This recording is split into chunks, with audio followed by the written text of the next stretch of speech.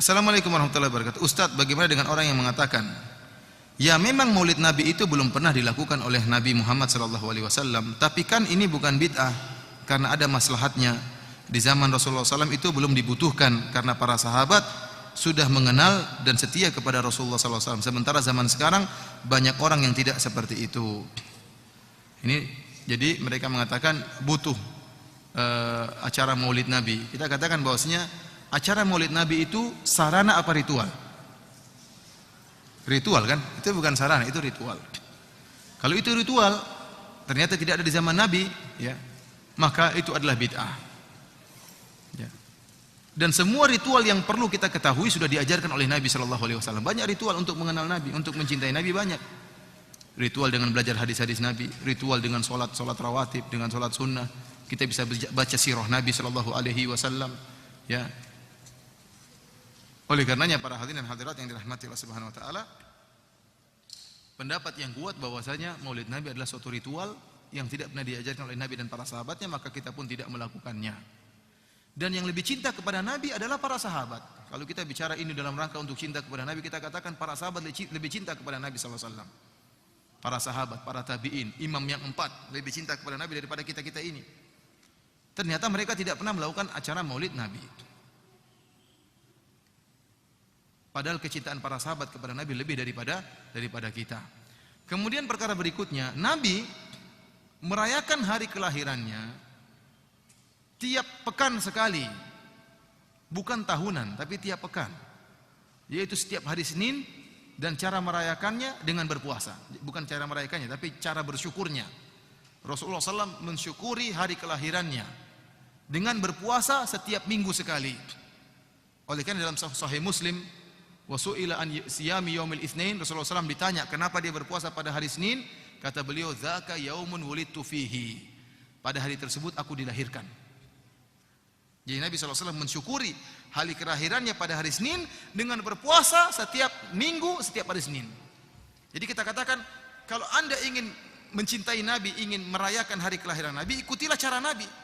Bagaimana cara bermaulid Nabi? Caranya setiap hari Senin berpuasa. Bukan dirubah setiap tahun makan-makan, tidak, kebalik. Karena Nabi sudah praktekkan, Rasulullah SAW cara maulid Nabi dengan berpuasa setiap minggu hari Senin. Jangan diputar. Kemudian para hadirin dan hadirat yang dirahmati oleh Allah Subhanahu wa taala, lihat bagaimana acara maulid yang dilakukan oleh orang sekarang. Banyak acara maulid yang mereka lakukan hanya sekedar hura-hura, acara-acara, kemudian bikin pawai-pawai, dibuatlah patung-patungan. Saya lihat sendiri bagaimana buat patung-patung hewan, kemudian arak-arakan apakah ini menambah iman? Apa hubungannya patung kuda sama Nabi SAW? Apa hubungannya patung seperti acara barongsai, seperti apa? Ini apa hubungannya dengan Islam? Apakah dengan pawai di jalan tersebut tambah iman? Buktinya waktu azan zuhur orang tidak ke masjid.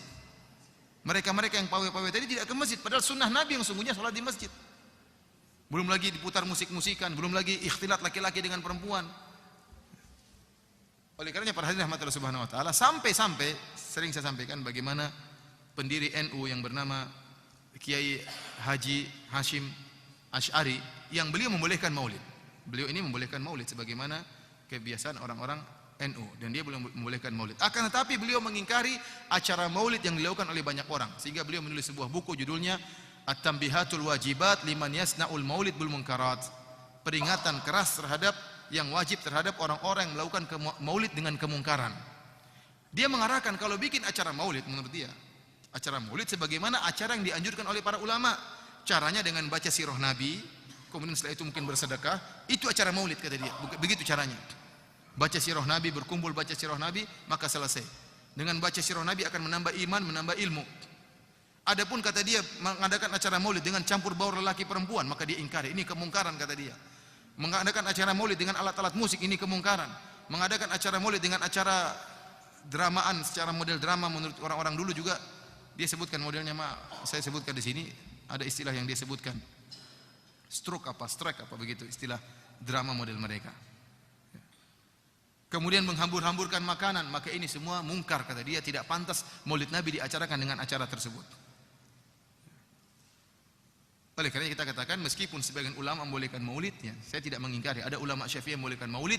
Kalaupun mereka membolehkan, maka caranya bukan cara seperti sekarang ini, tapi dengan baca sirah Nabi sallallahu alaihi wasallam, membacakan sebagian sejarah Nabi sallallahu alaihi wasallam, kemudian selesai. Mau bersedekah, mau infak silakan. Tapi kalau acara maulid seperti yang sekarang, kemudian pawai dan macam-macamnya, bercampur laki-laki perempuan, putar-putar musik, sampai di sebagian negara sampai joget-jogetan. Saya lihat di YouTube, ya, di Mesir kalau tidak salah. Laki-laki dan perempuan apa sambil joget-joget dalam acara maulid. Terus tadi pertanyaan dia mengatakan kalau di zaman Nabi tidak perlu maulid karena para sahabat tidak kenal dengan Nabi. Kalau sekarang perlu dengan maulid. Saya tanya, apakah orang-orang yang acara maulid kemudian mengenal Nabi? Ataukah orang-orang yang sholat di masjid, yang belajar di masjid yang mengenal Nabi? Justru mereka tatkala menemukan sarana untuk mengungkapkan cinta kepada Nabi dengan acara maulid, sunnah-sunnah Nabi yang asli mereka tinggalkan. Sholat jamaah ditinggalkan, sholat ini ditinggalkan, maulid sergap. Maulid sergap. Oleh karenanya kita lihat acara maulid dihadiri oleh orang-orang baik dan juga orang-orang tidak baik. Orang-orang soleh juga acara maulid, pemabuk juga, pezina juga semangat acara maulid. Kenapa? Mereka menganggap ada satu sarana yang mereka temukan untuk bisa menunjukkan rasa cinta. Kita bilang menunjukkan rasa cinta kepada Nabi bukan acara maulid. Tapi dengan apa? Menjalankan sunnah-sunnah Nabi, ya. Yang wanita harus pakai jilbab, itu berarti cinta sama Nabi, ya. Bukan malah buka jilbab waktu acara maulid kemudian sergap. Laki-laki sholat di masjid, itu sunnah Nabi sallallahu alaihi wasallam. Bukan acara maulid rame, begitu setelah acara maulid masjid kosong.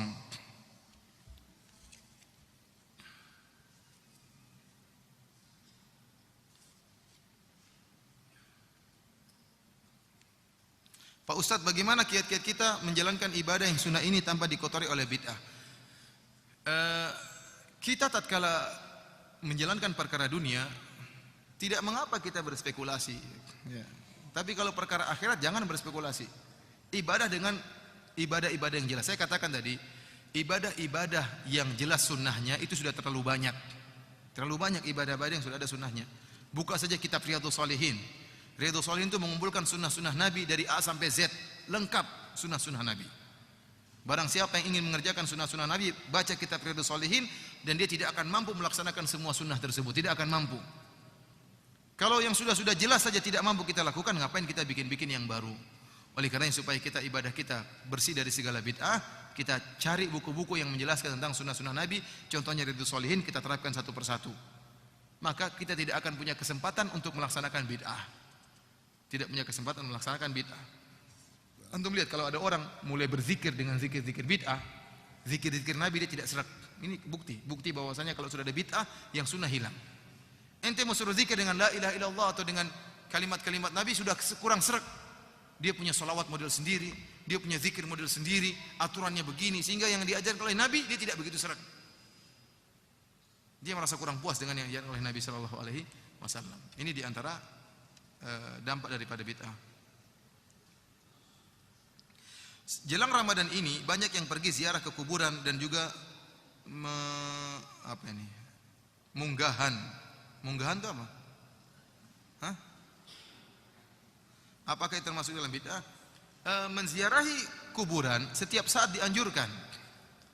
Zurul kubur fa innaha tudzakirukumul akhirah. Kata Nabi sallallahu alaihi wasallam, ziarahi kuburan karena itu bisa mengingatkan kalian pada hari akhirat. Kalau punya kesempatan ziarah kubur sebelum Ramadan silakan. Kalau punya kesempatan ziarah kubur setelah Lebaran silakan. Kalau punya kesempatan ziarah kubur Sabtu Minggu silakan. Kapan saja orang punya kesempatan ziarah kubur silakan. Tetapi jangan meyakini bahwasanya ziarah kubur sebelum Ramadan itu ibadah, jangan. Itu lebih afdol, jangan, karena tidak ada dalilnya. Orang ziarah kubur kapan saja. Ya. Jadi tidak perlu ada keyakinan harus ziarah kubur sebelum Ramadan. Tidak ada. Mau tengah Ramadan, mau awal Ramadan, mau akhir Ramadan, nggak jadi masalah. Jadi sesuatu perkara-perkara yang umum maka jangan dikhususkan dengan meyakini ada nilai-nilai tertentu. Karena meyakini ziarah kubur sebelum Ramadan ada pahala tertentu, maka ini bid'ah. Tetapi kalau hanya sekedar tradisi, kemudian hanya sekedar kesempatan, maka ini nggak jadi masalah. Ya, nggak jadi masalah tanpa meyakini ada keyakinan tersebut. Tapi kalau ada keyakinan, wah harus sebelum Ramadan, tidak serak, tidak afdal kalau sebelum Ramadan, maka ini bid'ah. Namun jika tanpa disertai keyakinan tersebut, maka tidak jadi masalah.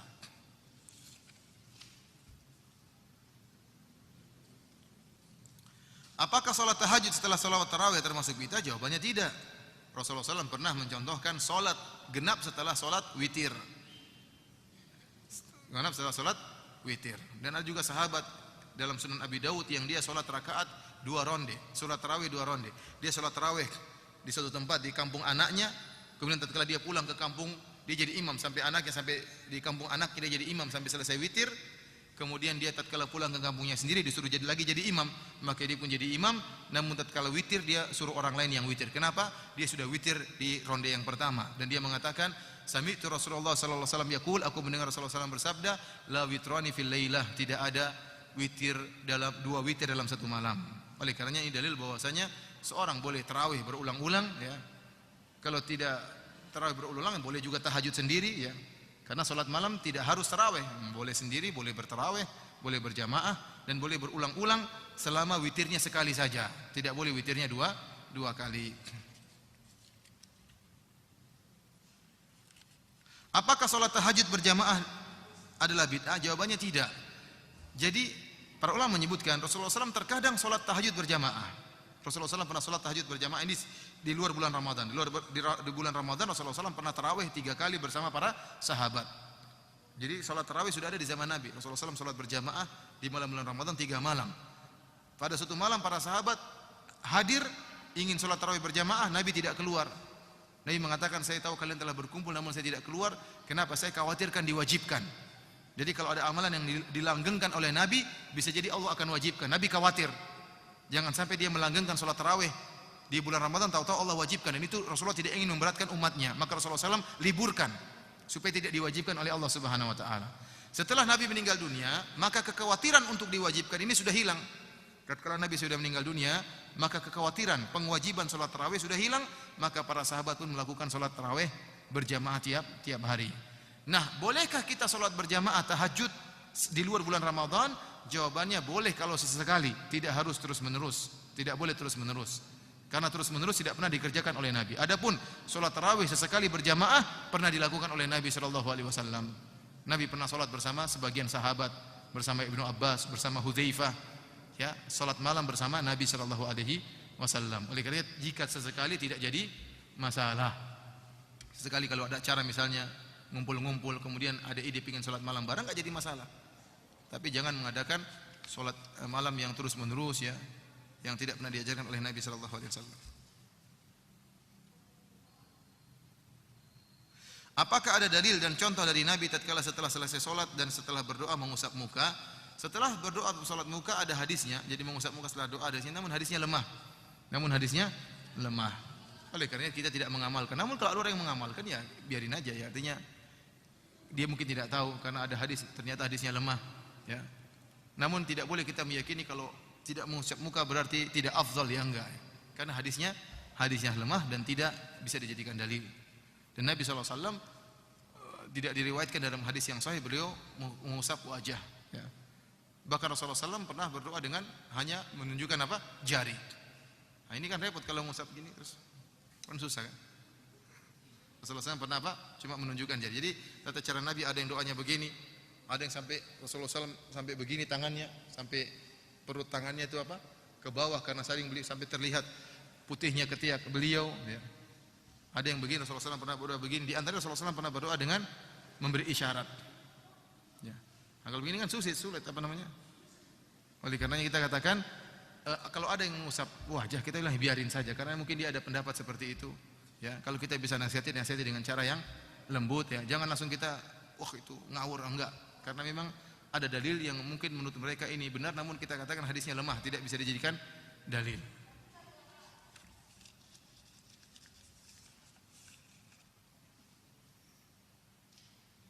Apakah menggoyangkan telunjuk ketika tahiyat adalah bid'ah? Menggerak-gerakkan jari tatkala tahiyat. Ini ada hadisnya ya. Ada khilaf di antara para ulama tentang hadis ini. Hadisnya sahih atau tidak. Asyara bi usbihi yuharrikuha yad'u biha. Dalam hadis disebutkan sallallahu alaihi wasallam tatkala tahiyat beliau mengisyaratkan dengan jarinya dan dia menggerak-gerakkan jarinya yad'u biha. Rasulullah SAW berdoa dengan jarinya tersebut. Hadis ini, lafal hadis ini Rasulullah SAW menggerak-gerakkan jarinya. Ini lafal disepakati oleh para ulama mutaqaddimin. Mereka mensahihkan hadis ini. Muncul ulama sekarang yang mutaakhirin seperti Syekh Muqbil rahimahullah dan murid-muridnya yang menyatakan hadis ini lemah. Menyatakan riwayat bahwasanya Rasulullah SAW menggerak-gerakkan jarinya lemah. Yang ada cuma Rasulullah SAW beri isyarat dan berdoa dengan jarinya. Adapun tambahan Rasulullah menggoyang-goyangkannya maka lemah menurut sebagian ulama sekarang, ulama hadis. Namun kalau kita kembali kepada perkataan para ulama yang dulu terdahulu, mereka semua mensahihkan hadis ini. Hanya saja mereka khilaf bagaimana cara menggerakkannya ini. Apakah sejak awal, apakah di tengah? Intinya timbul ijtihad tentang cara menggerakkan. Dan kita lihat di Mekah dan Madinah, ada yang gerakannya begini, ada yang gerakannya begini, ada yang cuma begini-begini aja. Ya, karena tidak ada dalil yang jelas bagaimana cara geraknya Nabi SAW. Yang jelas Rasulullah memberi isyarat. Dan ini hukumnya sunnah, yang tidak gerak-gerak juga tidak jadi masalah. Dan saya ingatkan kalau yang gerak-gerak juga jangan terlalu ekstrim. Jangan. Terlalu ekstrim gini juga menarik perhatian, mengganggu orang sebelah. Ya. Kalau mau gerak-gerak, gerak-gerak yang wajar. Ya. Gerak-gerak yang wajar. Adapun goyang-goyang begini, jangan.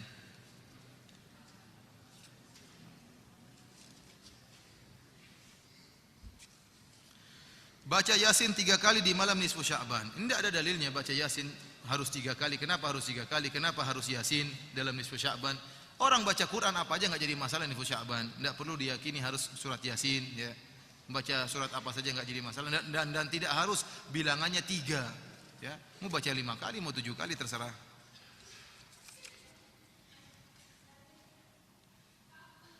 Bagaimana apabila seorang yang awam hadis mengamalkan hadis yang dhaif, apakah ia terjatuh dalam perkara bid'ah? Kita katakan dia ditegur, ya. Mungkin dia tidak tahu, mungkin dia tidak tahu, maka perlu diingatkan dengan cara yang baik.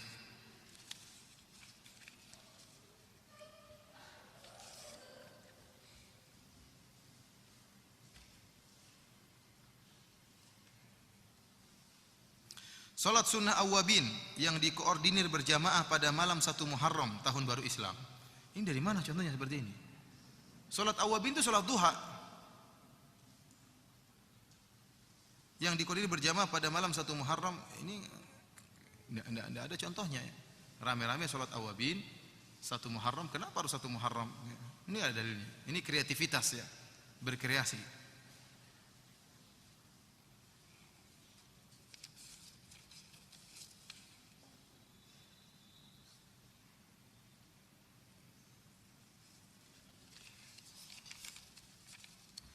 Baca Yasin 3 kali setelah maghrib pada 14 Sya'ban. Kenapa harus 3 kali? Kenapa enggak 21 kali? Kenapa harus 3 kali? Ini bilangan dari mana sebenarnya? Kita tidak boleh buat bilangan-bilangan dalam Islam, tidak boleh. Kamu baca, silakan baca surat apa saja. Kalau kecuali ada dalilnya, karena kita bicara tentang syariat Allah. Tidak boleh kita bilang begini afdal, antum bilang ini afdal, antum berbicara atas nama Allah. Tidak boleh kalau enggak ada dalilnya. Jangan berbicara tentang agama Allah kalau enggak punya dalil. Seorang bilang baca surat Yasin 3 kali. Kita bilang kenapa harus angka 3? Kenapa harus surat Yasin? Kenapa enggak bilang surat Al-Baqarah? Bukankah keutamaan surat Al-Baqarah banyak hadis yang menunjukkan keutamaan surat Al-Baqarah mengusir setan? Banyak dalilnya. Kenapa enggak ayat kursi? Kenapa enggak qul huwallahu ahad, qul a'udzu birabbil falaq, qul a'udzu birabbin nas? Kenapa harus surat Yasin? Ada dalilnya? Kalau ada dalilnya kita terima. Tapi kalau enggak ada dalilnya jangan ngomong dengan enak sendiri, tidak boleh seperti ini.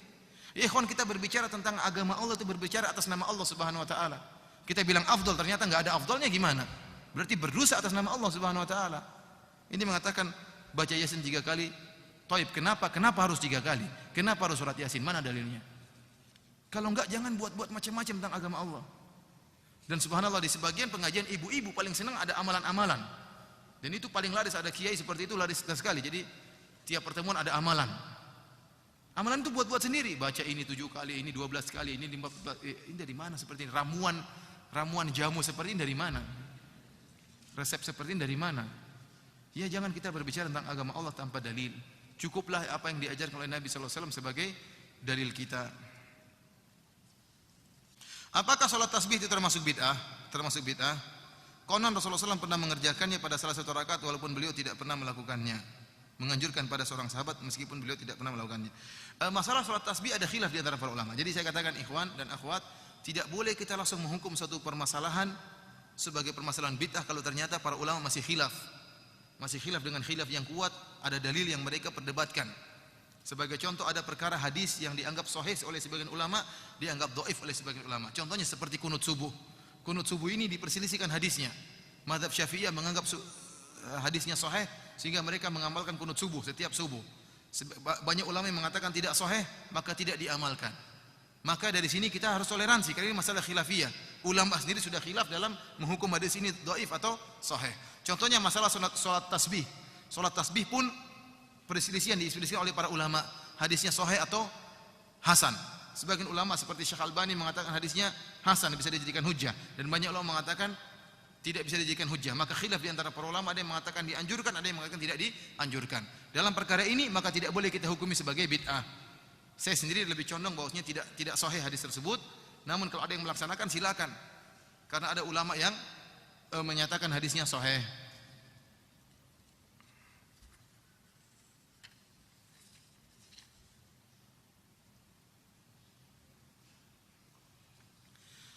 Ustadz, apakah kalau kita tadarusan di bulan Ramadan termasuk perkara bid'ah? Mas, tadarusan maksudnya gimana? Baca Quran? Baca Quran ya boleh, harus baca Quran bulan Ramadan. Maksudnya gimana tadarusan ini? Jadi gimana? Baca Quran yang paling terbaik adalah sendiri-sendiri. Kita baca bareng-bareng kalau memang mau belajar, tidak apa-apa. Mau belajar atau mempelajari ayat Al-Quran, mau tafsir misalnya, baca satu kemudian tafsirkan, ganti yang lain baca. Tapi kalau maksudnya sekedar untuk kamu baca gantian, kamu ya enggak, percuma, mending kita baca sendiri-sendiri. Kumpul di masjid baca sendiri-sendiri. Itu yang dicontohkan oleh para sahabat Nabi sallallahu alaihi wasallam, itu lebih afdal. Ya, tapi kalau memang dalam rangka belajar enggak jadi masalah. Para ulama enggak jadi masalah, belajar bareng-bareng. Ya, ada yang membenarkan ya, atau dalam rangka mempelajari tafsir ayat tersebut, maka bacanya ganti-ganti atau satunya diperbaiki, yang lain mendengarkan ya. Ini enggak jadi masalah. Tapi kalau semuanya sama-sama pintar baca Quran tanpa ada pelajaran, kamu baca gantian, maka ini tidak ada contohnya. Mending dijauhi. Kalau ke masjid baca masing-masing. Demikianlah para hadirin dan hadirat yang dirahmati Allah Subhanahu wa taala, sebagian yang bisa kita sampaikan pada kesempatan ini ya, tentunya tidak semua kita baca dari buku yang saya tulis, silakan baca masing-masing di rumah.